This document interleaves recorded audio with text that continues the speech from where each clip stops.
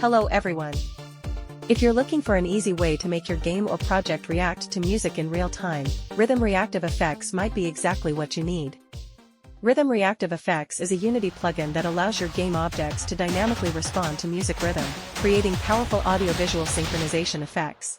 It's perfect for rhythm games, interactive art projects, visualizers, or any experience where sound and visuals need to feel connected.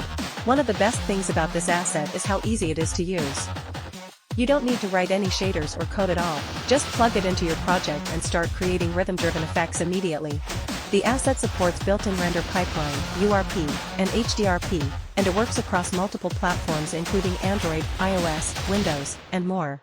It also comes with a clear demo scene and solid developer support, making it beginner-friendly while still powerful enough for advanced projects. If you're interested, I put the purchase link in the video description. And also pinned it in the top comment for easy access. Thanks for watching, and let me know how you'd use Rhythm Reactive Effects in your own projects.